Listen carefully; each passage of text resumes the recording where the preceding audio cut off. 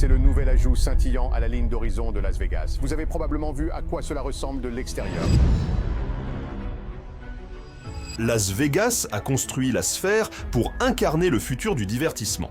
Une merveille lumineuse à 2,3 milliards de dollars, censée éclipser tout ce qui existe dans le désert.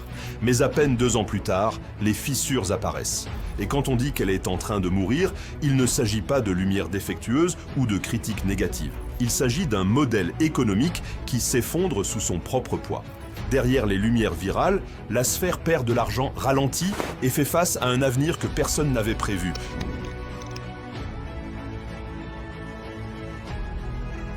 Un miracle enveloppé de LED. Quand l'idée est apparue pour la première fois en 2018, elle ne ressemblait pas à un projet de construction, elle ressemblait à un défi. James Dolan, le milliardaire derrière le Madison Square Garden, annonçait qu'il allait bâtir un lieu si avancé qu'il redéfinirait ce qu'un spectacle en direct pouvait être. Ni un théâtre, ni une arène, mais une machine à réalité partagée. Un endroit où la vue, le son et l'émotion fusionneraient en une seule expérience écrasante. Las Vegas a immédiatement adopté le concept. La ville a toujours couru après le spectaculaire, mais ceci était différent. C'était l'opportunité de créer un monument qui ferait paraître toutes les autres attractions insignifiantes. Une sphère lumineuse plus haute que les épaules de la Statue de la Liberté. Un écran intérieur en 16K si grand qu'il entourait presque chaque siège. Un système sonore avec plus d'enceintes que certains aéroports. Cela promettait d'être Las Vegas réinventé en pixels. En 2019, la construction était lancée. La sphère s'élevait comme un dôme noir lisse à l'horizon, éveillant la curiosité bien avant de s'illuminer. Les planificateurs la décrivaient comme le futur du divertissement. Les concepteurs parlaient de possibilités créatives illimitées. Et les premiers investisseurs y voyaient un phénomène assuré. Le genre d'attraction unique en une génération qui s'amortirait par la simple force de la demande. Mais à mesure que l'enveloppe approchait de sa fin, une vérité que personne à Vegas ne voulait affronter se précisait. Le futur qu'ils avaient imaginé allait heurter de plein fouet la réalité. Construire un monstre. La sphère n'a jamais été censée être facile à construire, mais personne ne s'attendait à ce qu'elle devienne l'une des structures les plus complexes jamais tentées. Même avant que les premières poutres d'acier ne soient posées, les ingénieurs faisaient déjà face à des problèmes que aucun plan ne prévoyait entièrement. Tout devait être inventé pour ce lieu. Il n'existait aucune pièce standard, aucun système tout prêt, aucun manuel pour construire un écran de 111 mètres de haut incurvé dans toutes les directions. Puis arriva 2020. La pandémie stoppa presque instantanément les travaux. Les chaînes d'approvisionnement s'effondrèrent, les heures de travail s'évaporèrent, les prix des matériaux explosèrent. Ce qui devait ouvrir en 2021 devint une cible mouvante et chaque retard ajoutait des millions à un budget déjà vertigineux. Quand les travaux reprirent à plein régime, l'estimation initiale d'environ 1,2 milliard de dollars avait grimpé à 2,3 milliards, faisant de la sphère le lieu de divertissement le plus cher de l'histoire de l'humanité. Pourtant, à l'été 2023, alors que les équipes posaient les dernières tuiles LED sur l'extérieur, la vision semblait soudain justifiée. L'exosphère, une coque scintillante composée de 1 200 000 LED programmables, s'alluma pour les tests et la ville s'arrêta pour regarder. Un ballon de basket géant flottait dans le ciel. Un œil clignotant scrutait le désert. La planète Terre tournait au-dessus du strip. C'était hypnotisant, étrange, inoubliable. Et quand la sphère ouvrit enfin en septembre avec la résidence de U2, l'intérieur stupéfia encore plus le public. Une toile en 16K enveloppait chaque siège. Le système sonore projetait l'audio avec une précision chirurgicale. Les plateformes du sol vibraient avec les basses. Pendant un instant, on n'avait pas l'impression que Vegas avait construit une salle. On avait l'impression qu'elle avait bâti une autre réalité. Mais derrière les acclamations et les vidéos virales se cachait une vérité encore tapie dans l'ombre. La prouesse technique ne garantit pas la survie financière. À mesure que le projecteur s'intensifiait, les chiffres tapis dans le noir se préparaient à engloutir la sphère tout entière.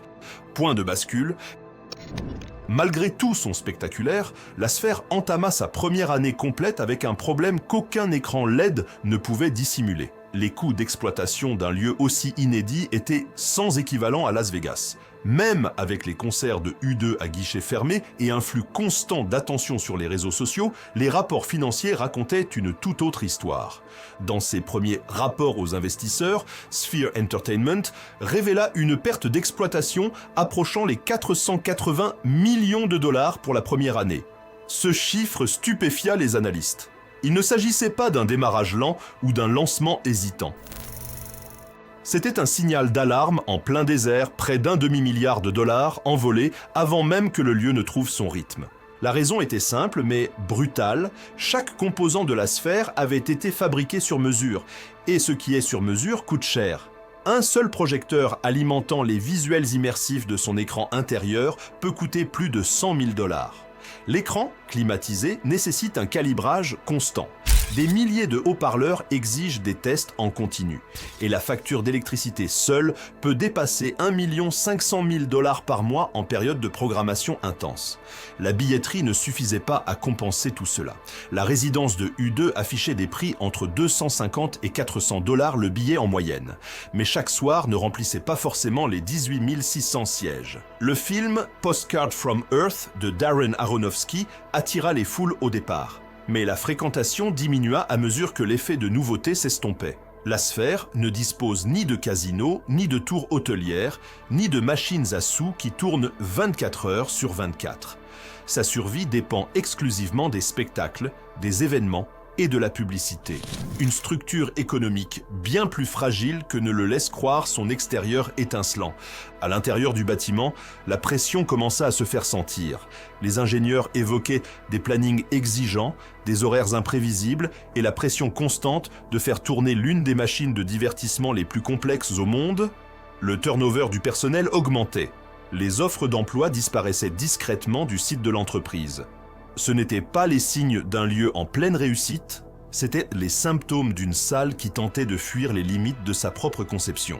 Et pendant que la sphère luttait en interne, la ville qui l'entourait changeait d'une manière qui rendait toute reprise encore plus difficile.